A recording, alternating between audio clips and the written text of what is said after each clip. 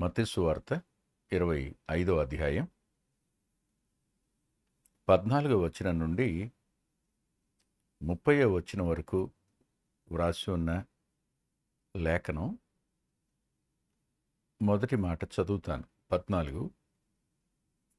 పరలోక రాజ్యము ఒక మనుష్యుడు దేశాంతరమునకు ప్రయాణమై తన దాసులను పిలిచి తన ఆస్తి వారికి అప్పగించినట్లుండును.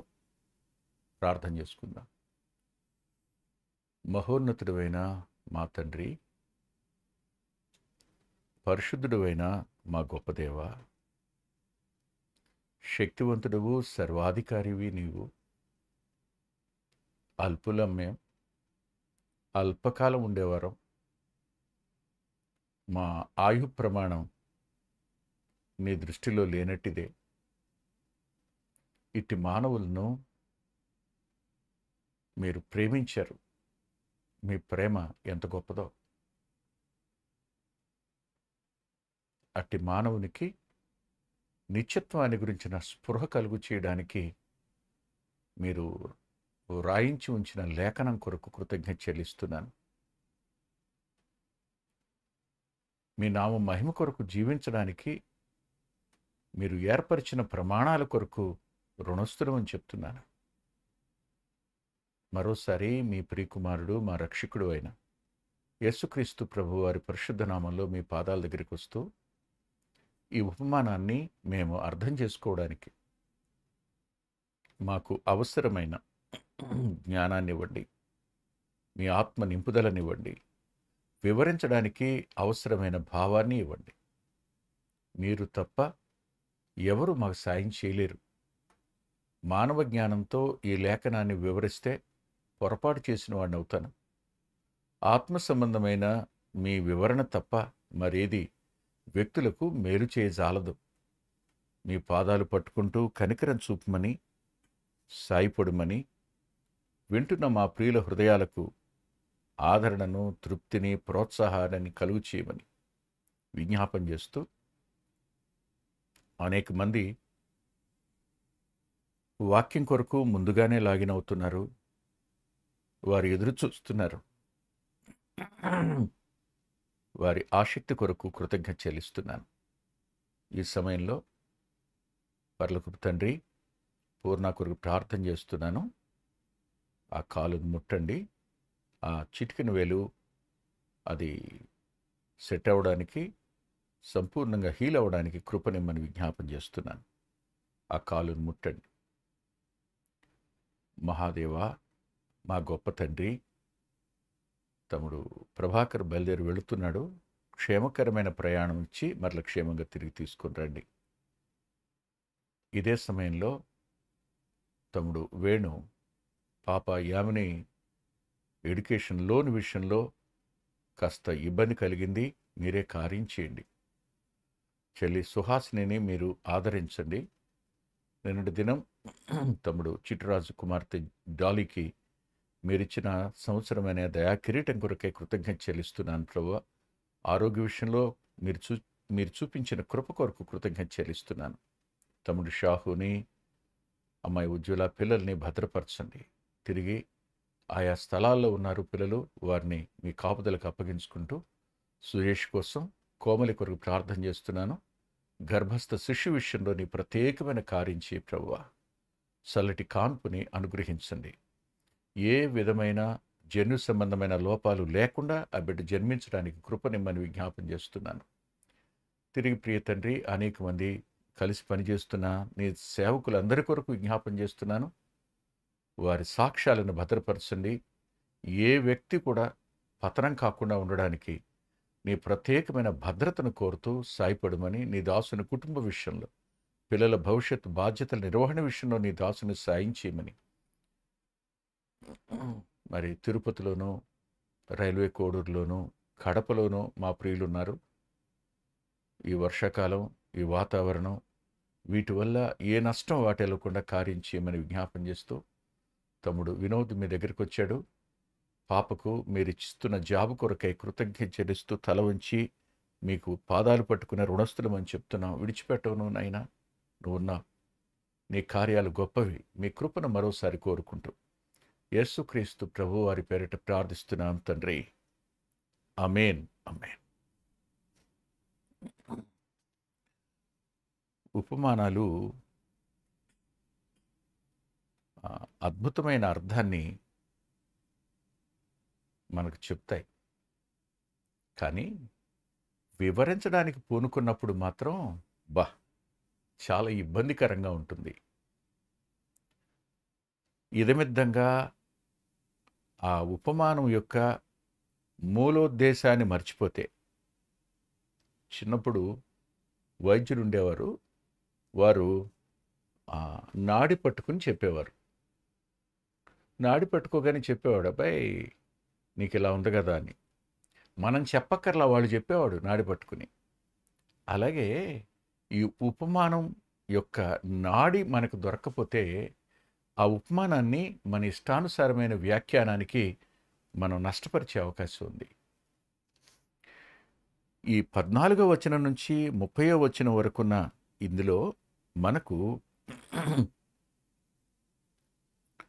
ఓ వ్యక్తి కనిపిస్తాడు. ఆ వ్యక్తి దేశాంతరం వెళుతున్నవాడు. అతనికి దాసులున్నారు. ఆస్తి ఉంది, రొక్కం కూడా ఉంది. ఆస్తి రొక్కంగా ఉందో, ఆస్తి రొక్కం రెండు ఉన్నాయి 14వ వచనం ప్రకారం. అతడు దేశాంతరం పోతూ పోతూ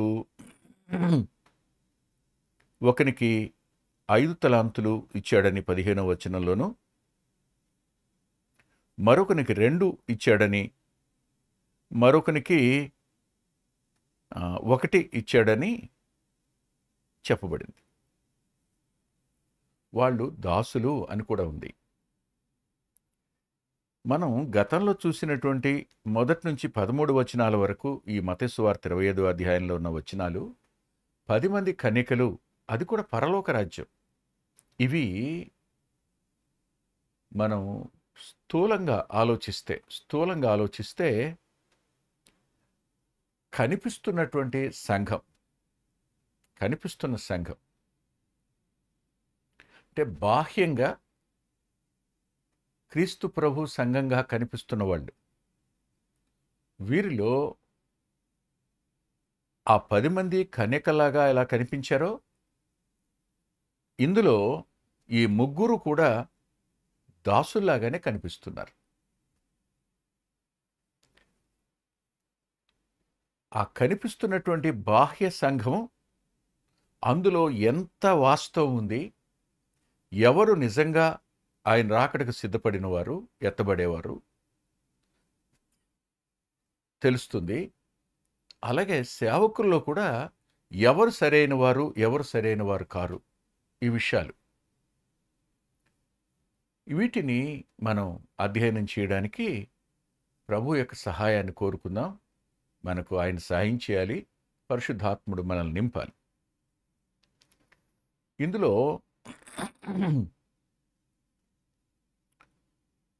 వారికి తలాంతులు ఇచ్చి అనే పదం, తలాంతు అనేది అక్కడ చెప్పిన మాట ఏమిటంటే, ఎవని సామర్థ్యము చొప్పున వానికిచ్చి, 15వ వచనం. ఆయన అన్యాయస్తుడు అనడానికి వీల్లేదు. వారు దాసులు,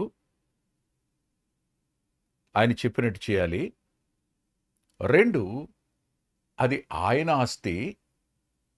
ఒకనికి 5 ఇచ్చాడు, ఒకనికి 2 ఇచ్చాడు, ఒకనికి 1 ఇచ్చాడు. ఇచ్చి వారి వారి సామర్థ్యము చొప్పున అన్నాడు. వాని సామర్థ్యము చొప్పున అన్నాడు. ప్రతివాని సామర్థ్యం ఎరిగినవాడు దేవుడు. కనిపిస్తున్నటువంటి భౌతిక సంబంధమైన సంఘంలో వాళ్ళు కన్యకలుగా కనపడుతున్నా, వాళ్ళు దీపాలు వెలుగుతున్నట్టే ఉన్నా, వారు ఆయన రాక కొరకు ఎదురు చూస్తున్నట్టే కనపడుతున్నా, వాళ్ళు ఒకానొక దినాన్న పెండ్లి కుమారుడు రావడం అనేది ఆయన రెండవసారి రావడాన్ని చూపిస్తుంది. ఇక్కడ కూడా ఆయన దేశాంతరం వెళ్ళి తిరిగి వస్తాడు. ఆయన వచ్చాడు, మరణ పునరుద్ధానాల తరువాత ఆరోహణమై వెళ్ళాడు, మళ్ళా తిరిగి వస్తాడు. ఆయన ఆరోహణమై తిరిగి వచ్చే కాలంలో ఉన్న ఆ వ్యవధి మధ్య మొదటివారు జాగ్రత్త కలిగి జాగరూకులై ఉండాలి అని ఆ కనికల విషయంలో చెప్పాడు ఆయన. ఇప్పుడు ఈ దాసుల విషయంలో చెప్తున్న పాఠం మరి కాస్త జటిలమైనది, లేదా మరి కాస్త కఠినమైంది కూడా. ఎందుకంటున్నానంటే, జాగ్రత్త పడడం వేరును, పని చేయడం వేరును. ఇది పనికి సంబంధించిన సంగతి. తలాంతులు అన్నప్పుడు వినియోగించడానికి వీలైనవి, ద్రవ్యంగా చలామణి కాగలిగినవి, ఇతరులను ప్రభావితం చేయగలిగినవి, ఇతరుల అవసరతలు తీర్చగలిగినవి, ఇతరులకు సాయం చేయడానికి అవకాశం ఉన్నవి. అందుకు తలాంతు అనే పదం వాడడం జరిగింది. మనం ఒకసారి ఆలోచించేద్దాం. దేవుడు నాకు ఏమీ ఇవ్వలేదు అని ఎవరు చెప్పగలరు? ఎవరు చెప్పలేరు. ప్రతి వ్యక్తికి దేవుడు ఏదో ఒకటి ఇచ్చాడు.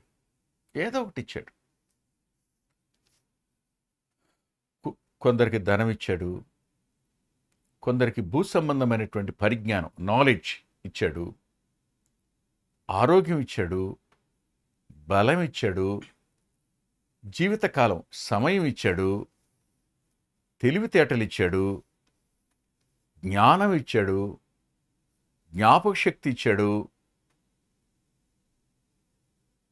కొన్ని ఆధిక్యతలు ఇచ్చాడు, ఆప్యాయతలు, అనురాగాలు కూడా చూపగలిగిన సామర్థ్యతలనిచ్చాడు. ఇవన్నీ దేవుని చేత మనం పొందినవి, దేవుడే మనకిచ్చాడు. వీటిలో నేను సంపాదించుకున్నాను అని ఎవరు చెప్తారు? ఎవరు చెప్పగలరు? ఎవరో చెప్పలే. మీకు ఇంత జ్ఞానం ఎక్కడిదండి అని అనగానే మనం ఇలా అంటాం, చిన్నప్పటి నుంచి బాగా చదివానండి నేను. నీకంటే బాగా చదివిన వాళ్ళకి లేదుగా. ఇంత ఆస్తి ఎలా కూడబెట్టారండి అని అంటే, అయ్యో తిని తినక మాని కష్టపడ్డానండి. నీకంటే తిని తినక కష్టపడిన వాళ్ళు చాలామంది ఉన్నారు, వాళ్ళు ఎవరికి మిగలలేదే. గుర్తుంచుకోండి, ఆయన నీకు ఇచ్చాడు, అంతవరకే. నీ ప్రయాస, మనం కష్టపడాలి, పని చేయాలి, కానీ ఇది నాది అనుకోవడానికి ఏం అవకాశం ఉంది? ఇందాక తమ్ముడు వేణు ఒక మాట అన్నాడు, సుదీర్ఘంగా ఆలోచించవలసిన మాట. నాది అని ఎలా అంటామండి? నాది అంటే నవ్వుతాడండి ఎవడైనాను. ముందొచ్చిన వాళ్ళు అందరూ నాది అనుకున్నారేరి, ఇప్పుడు నాది అనుకున్న నువ్వు ఉంటావా, నేను ఉంటానా? ఏది నాది, ఏది నీది? బా, అతి సామాన్యమైన పరిభాషలో శాశ్వతమేది అశాశ్వతమేది చూపించగలిగిన సమర్థతది. ఎవరిచ్చారది? మా తాత ముత్తాతల నుంచి ఉందండి. ఎవరిచ్చారు అదైనా? దేవుడు కాదా? ఇలా ఇవ్వబడింది ప్రతి మనిషికి. వాటిని మానవుడు పొందాడు, అనుమానం లేదు. ఇక్కడనే మీరు నన్ను ఒక జటిలమైన ప్రశ్న అడగచ్చు, మరిది పనిచేసే వారిని గురించి కదా అని. ప్రతి విశ్వాసి దేవుని కొరకు పని చేయవలసిన వాడే. గుర్తుపెట్టుకోవాలి మీరు. ప్రతి విశ్వాసి దేవుని కొరకు పని చేయవలసిన వాడే. నేను పని చేయక్కర్లా, నాకు దేవుడిచ్చాడు, సమృద్ధిగా తింటాను, ఏదో ఆదివారం వస్తాను, ఆరాధనలో పాలు పంపులు పొందుతాను, మంగళవారం వస్తాను, బైబిల్ స్టడీ వింటాను, మా ఆవిడ గురువారం నాడు తేలకుడికి వెళ్తుంది, నేను శనివారం విజ్ఞాపన ప్రార్థనకి వెళ్తాను, అన్నిట్లో ఉంటాను, అంతవరకే. బాబు జాగ్రత్త, నీవు ఒక తలాంతు వాడి స్థానంలోకి వెళుతున్నావు. అతడు ఆయన తిరిగి వచ్చేటంత వరకు దాసుడుగానే ఉన్నాడు. దాసుడుగానే ఉన్నాడు. ఏం చేశాడు? ఏమీ చేయలే. దాసుడనే పేరుంది, ఇచ్చిన తలాంతులున్నాయి.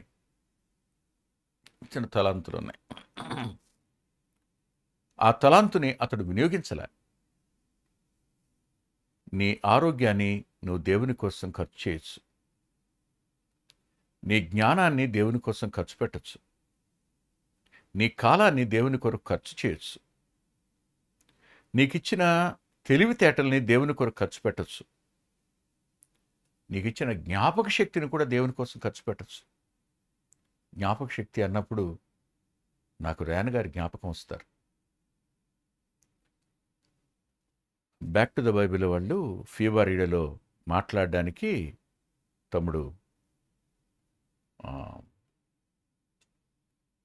పి ఇమ్మాన్యుయల్ పెదనందిపాడు ఫోన్ చేసి, అన్నయ్య మీరు ఇలా మాట్లాడాలి అని అడిగాడు. అప్పుడు నేను ఆ కొండ మీద ప్రసంగం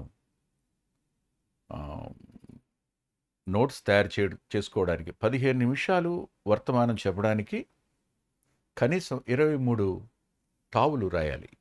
23 పేజీలు A4 సైజువి 23 రాసుకోవాలి పేజెస్. అందుకొరకు ఇక్కడి నుంచి బయలుదేరి నాయుడుపేట వెళ్ళాను. అక్కడ మిషనరీ బంగ్లా ఉంది. బంగ్లా పైన నన్ను ప్రేమించి వారు నాకు స్థానం ఇచ్చారు, స్థలం ఇచ్చారు. అక్కడ ఉండి రాసుకుంటుండేవాడిని. అక్కడ ప్రభు నమ్ముకున్న పిల్లలు ఉన్నారు, మారు మనసు పొందినవారు. వారు సాయంకాలం డ్యూటీ చేసి వచ్చేసి నా చుట్టూ ఇలా పండుకునేవారు.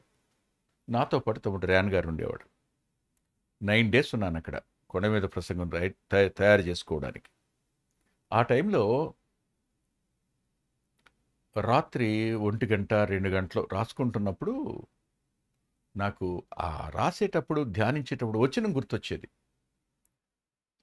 నేనేం చేయాలి ఇప్పుడు? నా దగ్గర కాంకార్డెన్స్ లేదు, మరొకటి లేదు, ఏం లేదు. అప్పుడు తమ్ముడు అనేవాడు రేన్ గారిని, మంచి నిద్రలో ఉండేవాడు. అన్నయ్య అనేవాడు, తమ్ముడు ఫలానా వచనం ఎక్కడా అంటే, అన్నయ్య అదా 8వ కీర్తన 3వ వచనం అన్నయ్య అనేవాడు. అనేసి నిద్రపోయేవాడు. మళ్ళా ఇంకో అరగంట 30 గంటకి మళ్ళా గుర్తొచ్చి తమ్ముడు అనేవాడు. నేనైతే ఎత్తుక్కోవాలి. ఇదిగో కుడి పక్కన పైన ఉంటుంది, ఎడం ప్రక్కన కింద ఉంటుంది, ఇటు ప్రక్కన మధ్యలో ఉంటుంది. ఇలా గుర్తు నాకు, అంతేగాని రెఫరెన్సులు గుర్తుపెట్టుకునే జ్ఞాపక శక్తి నాకు లేదు.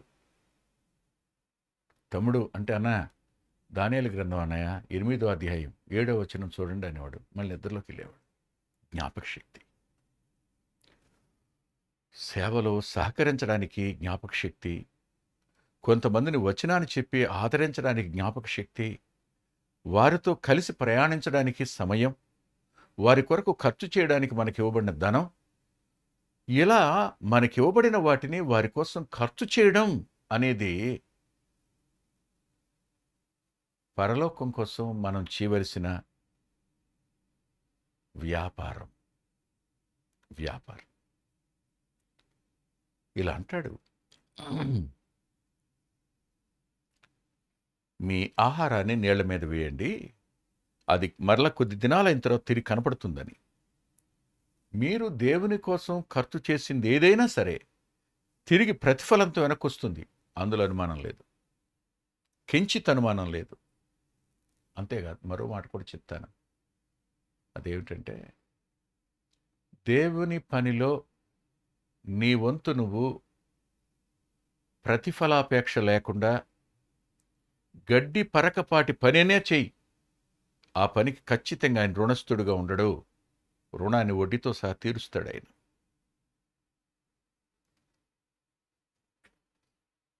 Such is the character of God. అటు దేవుణ్ణి కలిగిన వాళ్ళు ధన్యులండి. అటు దేవుణ్ణి రక్షకుడుగా కలిగిన వాడు ధన్యులండి. అటు ప్రభువుని స్నేహితుడిగా కలిగిన వారు ధన్యులండి. అటు యజమాని దగ్గర పనిచేసేవారు కూడా భాగ్యవంతులండి. ఇక్కడ మనం ఆలోచించవలసిన మరొక సంగతి ఉంది. అదేమిటంటే అందరికీ వారు విశ్వాసులైనా, సంఘ పెద్దలైనా, సువార్థికులైనా, సేవకులైనా ఎవరైనా యజమాని చేత తలాంతులను పుచ్చుకున్నవారు మనమంతా. పుచ్చుకున్న మనం నిదానించి ఆలోచించండి. ఆయన మనకిచ్చాడు. మనం పుచ్చుకున్నాం. ఇచ్చిన వానికి పుచ్చుకున్నవాడు ఏమవుతాడు? జాగ్రత్తగా వినండి. ఆయన ఇచ్చాడు, మనం పుచ్చుకున్నాం. ఆయన ఎవరు? ఆయన దాత. మనం గ్రహీతలం. అవును కదా? ఇప్పుడు మనం ఆయనకేమవుతాం? రుణస్థులం. ఆయనకు రుణస్థులం. అందున ఆయన ఒక ఒప్పందంతో ఇచ్చాడు. ఒక ఒప్పందంతో ఇచ్చాడు. నేను వెడుతున్నాను, మళ్ళీ తిరిగి వస్తాను. వచ్చినప్పుడు లెక్క చూసుకుంటాడు. అంటే మనం ఆయనకు లెక్క చెప్పవలసిన వారు. మనకు ఇచ్చిన సమస్తానికి వీఆర్ ఆల్ అకౌంటబుల్. మనమందరం ఖచ్చితంగా ఆయనకు లెక్క అప్పగించవలసిన వాళ్ళం. మనం ఆయనకు రుణస్థులం. మనం ఆయనకు లెక్క చెప్పవలసిన వాళ్ళం. ఈ రెండు విషయాలు ఎప్పుడూ మర్చిపోవద్దు. వీటిని మనసులో పెట్టుకోండి. నాకిచ్చిన కాలంలో ఎంత నేను దేవుని కోసం ఖర్చు చేస్తున్నాను, నాకిచ్చిన ఆరోగ్యంలో నేను దేవుని కోసం ఎంత చేస్తున్నానో, అది నీ పిల్లల విషయంలో కానీ, నీ భార్య విషయంలో, నీ అన్నదమ్ముల విషయంలో, రక్త సంబంధుల విషయంలో, నీ స్నేహితుల విషయంలో, నీతో కలిసి పనిచేసే కొలీగ్స్ విషయంలో, వీళ్ళందరి విషయంలో, నువ్వు ఉంటున్న సొసైటీలో నేను దేవుని కొరకు ఎంత పని చేస్తున్నానో. నేను చేస్తున్న పని ఏమిటి? కొంతమందిని చూస్తానండి, they are all marvellous workers. వాళ్ళందరి కోసం వాళ్ళు లిస్ట్ పెట్టుకుంటారు, వాళ్ళ కోసం ప్రార్థన చేస్తారు. 10 మంది కోసం ప్రార్థన చేస్తారు. ఒక వారం రోజులు ప్రార్థన చేసిన తర్వాత ఆ 10 మందిని కలుసుకోవడం కోసం ఆఫీస్ నుంచి వచ్చిన తర్వాత జస్ట్ వాకింగ్ లాగా బయలుదేరి వెళుతూ వాళ్ళని కలుసుకుంటారు. వాళ్ళ యోగక్షేమాలు కనుక్కుంటారు. వారికి ఇష్టమైతే వారికి ప్రార్థన చేస్తారు. ప్రభు సహాయం చేస్తారని ధైర్యం చెప్తారు. బయలుదేరి వెళుతుంటారు. అది స్నేహానికి, బంధుత్వానికి, రక్త సంబంధానికి అద్భుతమైన అవకాశం కదా. ఎవరెళ్ళగలరు వాళ్ళకి? నువ్వెళ్ళగలవు. ఎవరెళ్ళగలరు వాళ్ళ ఇంటికి? ఒక కొలిగ్గా నువ్వు, మరొకరే వెళ్ళగలరు. ఇంకెవరి వల్ల కాదు కదా.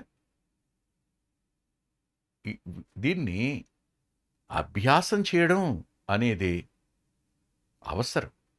మర్చిపోకండి ఈ విషయం. మంచిది. మనం రుణస్థులం, లెక్క చెప్పవలసిన వాళ్ళం. బాగుంది. మరి ఇప్పుడు నేర్చుకోవలసిన పాఠం ఏమిటి? ఉపమానంలో నేర్చుకోవలసిన పాఠం ఏమిటంటే, పనిని ఎలా చేయొచ్చు.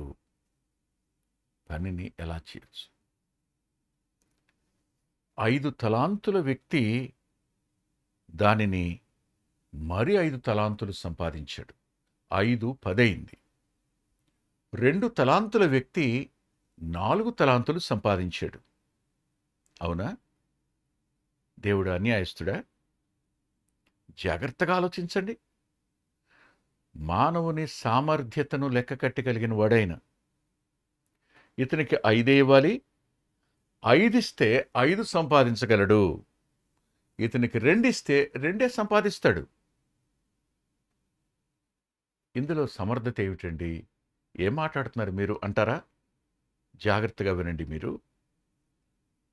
దేవుడు అతని సామర్థ్యాన్ని ఎరగకుండా, అతనికి సామర్థ్యత ఎక్కువ ఉంటే తక్కువ ఇచ్చాడు అని మనం అనుకోకుండా, ఇక్కడ ఈ 2వ తలాంతు వాడు 2 తలాంతుల వ్యక్తి నిరూపిస్తున్నాడు.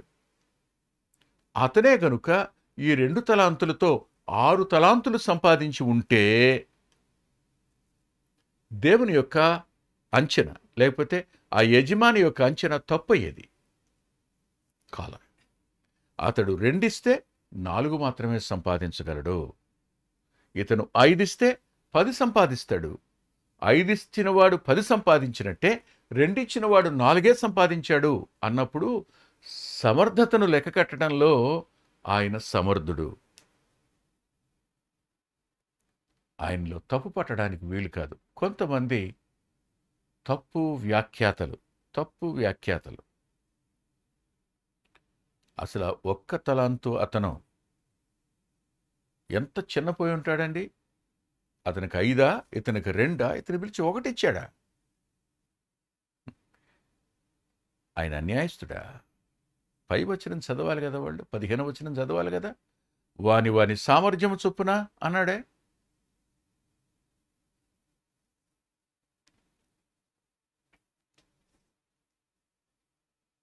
సామర్థ్యం అంటే గుర్తొస్తుంది నాకు. చిన్నప్పుడు మోయడానికి అందరికీ పెద్ద మూట కట్టి, చిన్నవాళ్ళకి చిన్న మూట కట్టినప్పుడు లేదు నేను అదే ఎత్తుకుంటా అని అంటే, నాన్న నీ ముఖం మొయ్యలేవయ్యా, నువ్వు నేను మోస్తానంటున్నానుగా, నువ్వు మొయ్యలేవు, నేను మోస్తా అంతే అని మారాన్ చేసే కొడుకు నెత్తి మీద పెట్టి పెట్టనట్టు పెడతాడు ఆయన. ఆ మూట పెట్టగానే కొద్దిసేపటికి మెడలు పట్ అంటాయి. అనగానే ఇట్ట అంటాడు. ఇక కొద్దిసేపటికి చూడాలి వాడి పరిస్థితి కదూ. టెస్ట్ చేసేటువంటి వాడు కాడు ఈయన. సమర్థత ఖచ్చితంగా తెలుసు గనుక ఎక్కువ ఇచ్చి అతని ఇబ్బందులు పెట్టడు, తక్కువ ఇచ్చి అవమానపరచడు. అది భూమి మీదండి సంపూర్ణమైన సమతౌల్యత కలిగి అన్ని విషయాలలో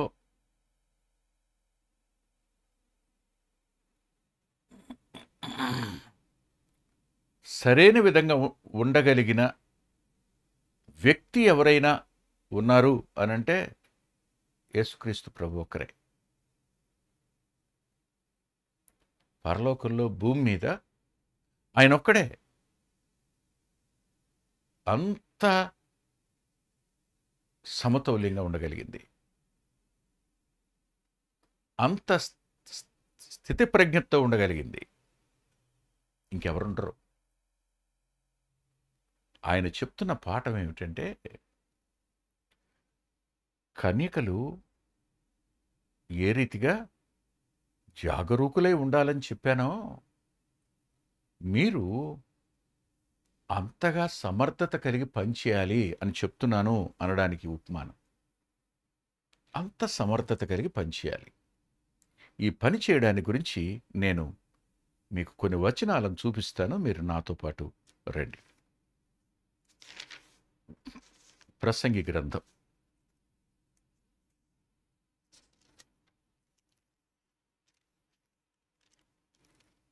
11వ అధ్యాయం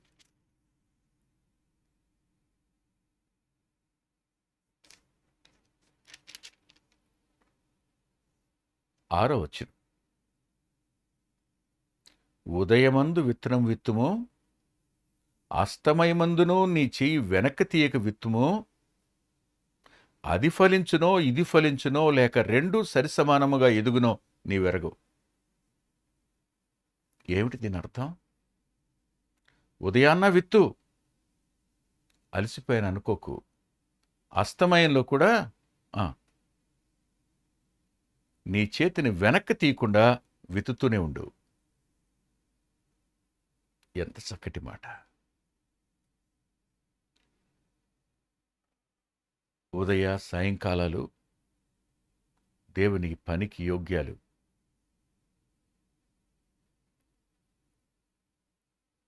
రాత్రి సమయమైన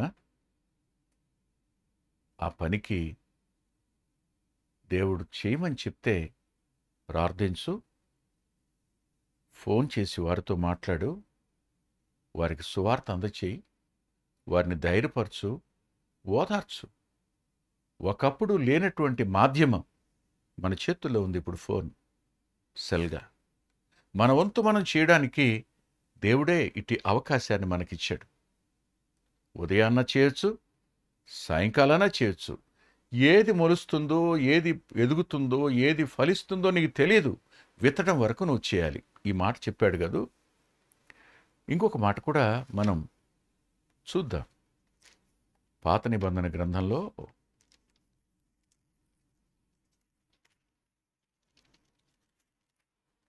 ఇర్మియా గ్రంథం.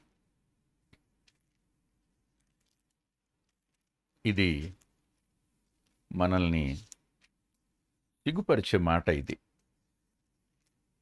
ప్రతి పనివాడు ఈ వచనం దగ్గర నిలిచి సిగ్గుపడి ముఖం మీద ముసుగువే కప్పుకోవలసిన పరిస్థితి, 2 చేతులతో ముఖం కప్పుకోవలసిన పరిస్థితి. ఇది 8వ అధ్యాయం 7వ వచనం ఇర్మియా గ్రంథం.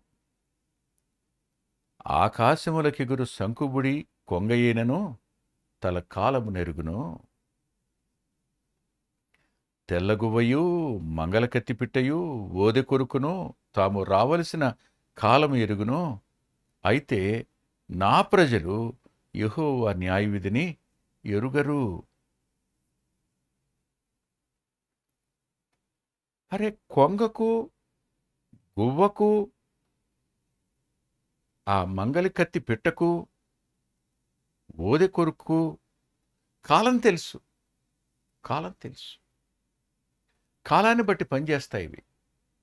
కాలాన్ని బట్టి ప్రయాణిస్తాయి అవి. కానీ దేవుని పిల్లలకు ఆ న్యాయ విధి ఎరుగని వారే పని చేయకుండా దేవుడిచ్చాడు. అమ్మయ్య, ఏం పర్వాలా, మనం బతుకుతున్నాం. మన పిల్లలు మంచి చదువులకు వచ్చారు, దేవునికి స్తోత్రం. మన పిల్లలు ప్రయోజకులు అవుతున్నారు. ఇంకేం పర్వాలా, తినటానికి ఉంది, ఉండటానికి ఉంది, ఇది చాలు. జాగ్రత్త. ఇది అనేక మంది రేపటి దినాన్న తల వంచుకోవడానికి కారణమవుతుంది. సిగ్గుపడవలసిన పరిస్థితి ఏర్పడుతుంది రేపు. అందుకే ఈ మాటలు చెప్తున్నాడు ఆయన. ఉదయాన్న సాయంకాలాన్న వెతుతూనే ఉండు, మానొద్దు అని చెప్పాడు ఆయన. పక్షుల్ని చూడు, వాటి కాలం తెలుసు, కానీ మీ కాలం తెలియదే. ఈ మాటలు చెప్పాడు. చెప్పిన ఆయన తనకు తానుగా ఒక మాట చెప్పారు. కాలాన్ని గురించే, పనిని గురించి చెప్తూ. అది యోహాను సువార్తలో ఉన్న మాట.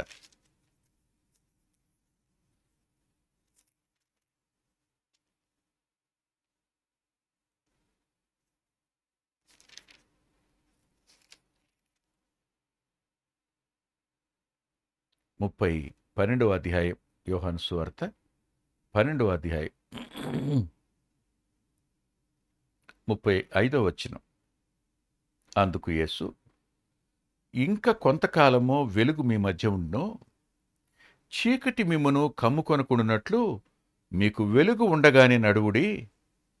చీకటిలో నడుచువాడు తనెక్కడికి పోవును ఎరగడు.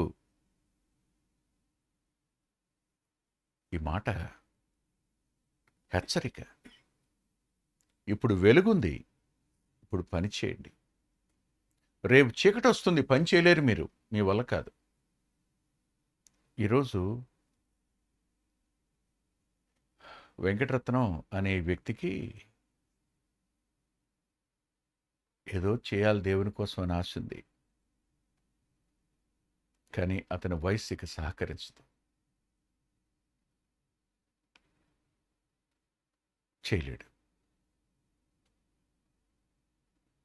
మీకు వయస్సు ఉంది, ఆరోగ్యం ఉంది, దేవుడిచ్చిన సామర్థ్యం ఉంది, చేయగలరు. ఇప్పుడు వయసును బట్టి చేయలేని పరిస్థితులు వస్తాయి. పరిపాలన రాజకీయ పరిస్థితులను బట్టి చేయలేని పరిస్థితులు వస్తాయి.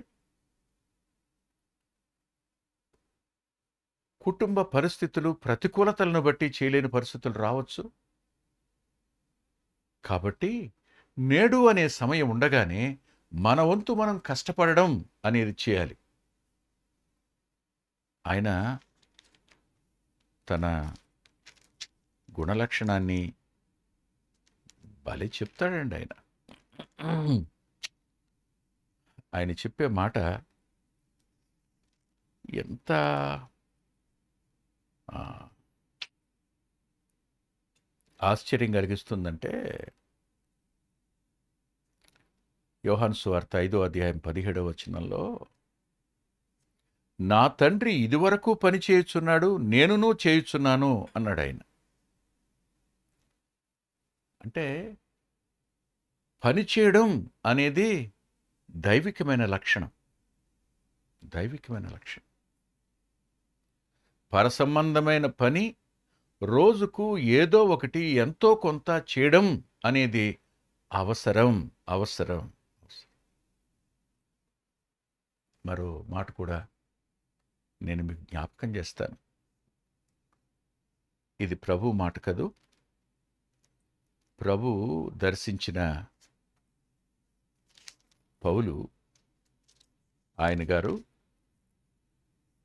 తిమోతికి రాస్తూ 2వ పత్రిక 4వ అధ్యాయంలో మొదటి వచనం చివరి భాగం, 2వ వచనం పూర్తిగా చూడండి. ఆయన రాజ్యముతోడు, పైనుండి అంటాడు, ఆయన ప్రత్యక్షతతోడు, ఆయన రాజ్యముతోడు నేను ఆనపెట్టి చెప్పునదేమనగా వాక్యమును ప్రకటించుము. సమయమందునో అసమయమందునో ప్రయాసపడుమో. తిమోతితో చెప్తున్నాడు, పనిచేయ్యా, ప్రకటించయ్యా, ప్రయాసపడయ్యా, సమయంలో అసమయంలో కూడా పనిచేయి అన్నాడు. ఇంకా ఏ స్థాయిలో ఆయన చెప్తాడు? పరిశుద్ధాత్మదేవుడే కదండి చెప్పించింది. ఆయన తెస్సలోనిక సంఘానికి రాస్తూ 2వ అధ్యాయం 2వ పత్రికది, తెస్సలోనిక 2వ పత్రిక 3వ అధ్యాయంలో ఇలా రాశాడు ఆయన. ఏమన్నాడంటే, 11వ వచనంలో, మీలో కొందరు ఏ పనియూ చేయక పరుల జోలికి పోవచ్చు అక్రమంగా నడుచుకొనుచున్నారని వినుచున్నాను అన్నాడు. ఎందుకు ఈ మాట అన్నాడో మీకు తెలుసా? ఎందుకు అంటే 10వ వచనం చూడండి. ఎవడైనను పని చేయనొల్లని ఎడల వాడు భోజనము చేయకూడదని మీకు ఆజ్ఞాపించి తిని కదా. పని చేయని వాడు ఆహారం తినడానికి అర్హుడు కాడు అన్న పదం. ఆరోగ్యం ఇచ్చింది ఆయన,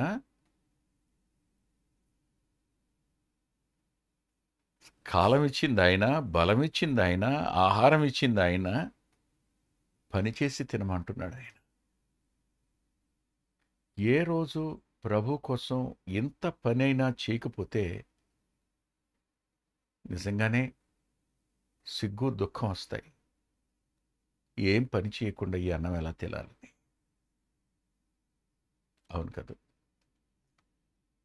జ్ఞాపకం చేసుకోండి, ఇట్టి పని చేయడానికి ప్రభు మనల్ని పిలిచాడు. నమ్మకంగా చేద్దాం. మన కొరకు 33.5 సంవత్సరాలు ఆయన భూమి మీద జీవించారు.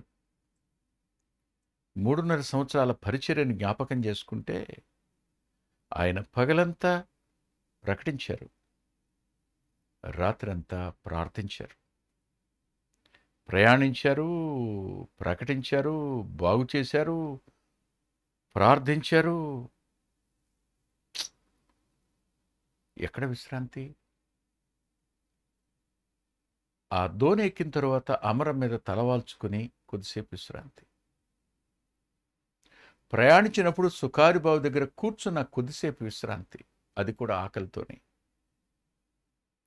భూమి మీద ప్రతిదానికి లెక్క చెప్పాలని జ్ఞాపకం చేసుకుందాం. మన కోసం తన రక్తాన్ని చిందించి తన ప్రాణంతో మనల్ని కొనారాయన. వస్తారాయన. ఇచ్చిన ప్రతి వాటికి లెక్క చెప్పాలి. జాగరూకులమై ఈ రోజు నుంచైనా పని చేయడానికి ప్రభు తన కృపను మనం పొందుదుముగాక. ప్రార్థన చేసుకుందాం. దయగలిగిన గొప్ప తండ్రి, కృపగలిగిన మా దేవ, మరోసారి మా ప్రియుల కొరకు విజ్ఞాపన చేస్తూ సాయపడమని, బలపరచమని, ప్రేరణను దయచేయమని, ఏ పని చేయడానికి మీరు వారికి తలాంతిచ్చారో, ఏ పని చేయడానికి వారికి సామర్థ్యత ఉందో ఆ పని వారు నమ్మకంగా చేయడం కోసం వారిని మీరు ప్రేరేపించి బలపరిచి మీ నామ మహిమ కొరకు వాడుకుని రేపటి దినాన్న శ్రేష్టమైన విధంగా మేలొందే వారినిగా చేయమి అని యేసుక్రీస్తు ప్రభు వారి పేరిట ప్రార్థిస్తున్నాం తండ్రి. ఆమేన్. ఆమేన్. ప్రభుచిత్తమైతే శుక్రవారం రాత్రి తిరిగి 9:30 కలుసుకుందాం. దేవుడు మిమ్మల్ని దీవించునుగాక.